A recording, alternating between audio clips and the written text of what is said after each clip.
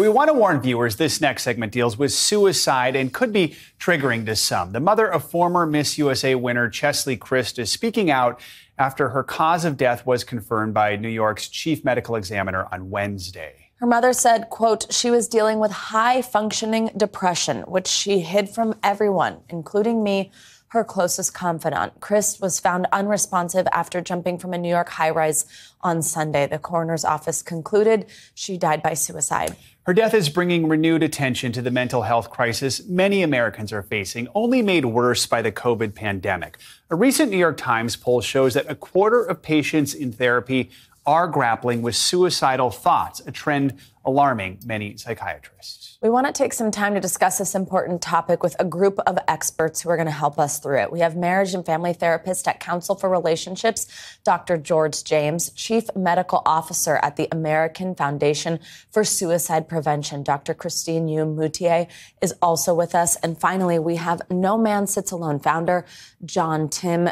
Great to have all of you with us. Thank you so much for tackling such an important topic with us. Dr. Moutier, I'll begin with you so we can kind of get some numbers here. So first, how has the pandemic affected the national suicide rate? What data are you seeing from early reports, and what does it tell you about the state of mental health in the U.S.? Yeah, this is such an important topic now more than ever, truly, because all of us have been pressed upon in terms of our mental health. Suicidal ideation has been at higher rates than possibly ever before, certainly than compared with pre-pandemic times. And that's especially true for young people, for any marginalized populations. And what we know about suicide rates is that, interestingly, they had been going up for a couple of decades, but starting in 2019, we saw the first downgoing trend, which continued in 2020, the CDC tells us, during the pandemic. However, that is not the case. Suicide rates actually went up for certain marginalized populations, including BIPOC populations. So we are worried during this time. Now is a time to support each other and open up dialogue that's caring and inclusive. Dr. James, I want to ask you what you're seeing in your patients. How have people been dealing with the last 2 years during the pandemic, and how is that impacting whether they have suicidal thoughts?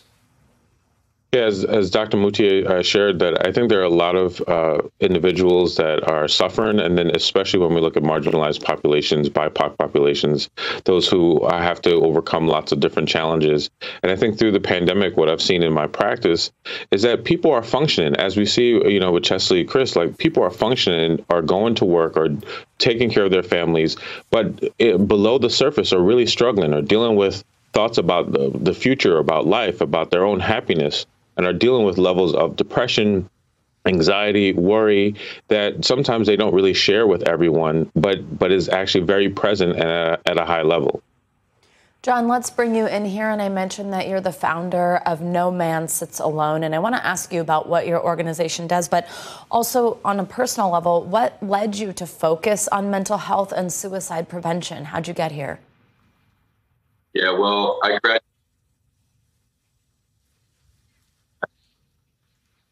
really struggling over the course of the summer with anxiety and depression, kind of just trying to figure out what I want to do with my life. I was at a job as a financial analyst at the time, and I just didn't find myself happy working remotely away from all my friends, kind of secluded from everybody. And I thought I had a grasp on it for myself until that escalated in August, where I knew I needed to seek medical attention, but due to the high demand of psychiatric care at the moment, the earliest appointments that people could give me were over 3 months away for somebody who was struggling. That was hard to hear. And it led me to a point in the middle of September when I started really experiencing suicidal ideation. And I no longer trusted myself in my own life. So I told my parents and I decided to admit myself into inpatient psychiatric care. And when I was going through this experience, I knew that I wanted to share it with other people because the stats show it and everybody's talking about it, how so many people are suffering right now. And if I can just share my story a little bit and kind of shed light on the fact that suicidal thoughts, they aren't a death sentence. They're your body telling you you need help. And that's how No Man Sits Alone was born. And I'm glad to be here and kind of share my story with everybody to spread hope. Yeah, we appreciate you speaking out to try and end that stigma. Dr. Moutier, I want to talk more about certain groups that might be more at risk to suicide and suicide attempts. You talked about BIPOC. We talk a lot on the show about LGBTQ communities, especially with young LGBTQ people. What are some of the contributing factors that might put people at a greater risk? Sure. The starting place is to understand that all human beings have mental health. So we are all vulnerable and strong at the same time. And there are certain things, though, that certain, especially marginalized populations face in terms of discrimination. You know, when it comes to LGBTQ, especially youth, they are experiencing rates of rejection, discrimination, harassment, violence, being kicked out of the home, homelessness. So that as a culture and from a policy standpoint is changing, but it needs to change faster.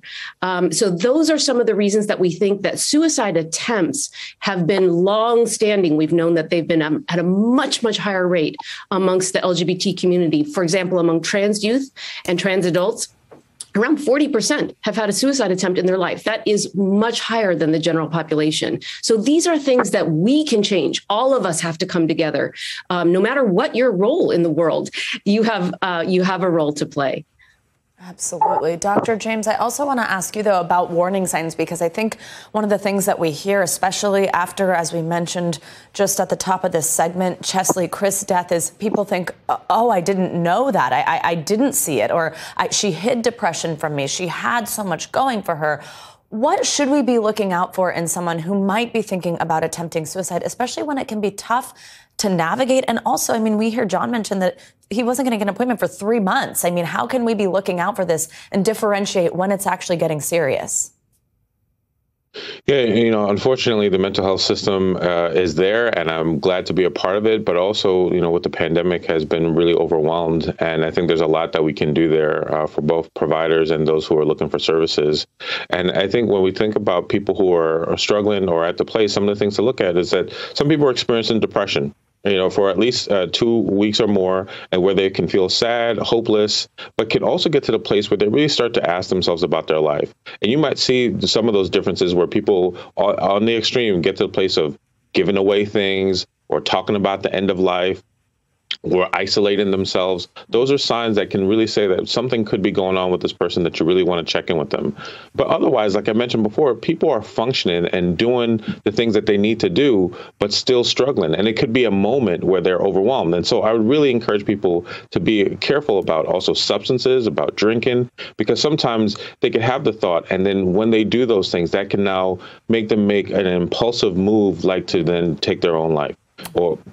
So it's really important that people pay attention to these signs, but also try to get the help and try to be persistent is what I encourage people to do to get that help that you need. And Dr. James, I mean, we talk about the negatives of social media, but social media can also play a positive role. I mean, what are some of the effective and meaningful ways we can reach out and check in on loved ones through some of these delicate moments?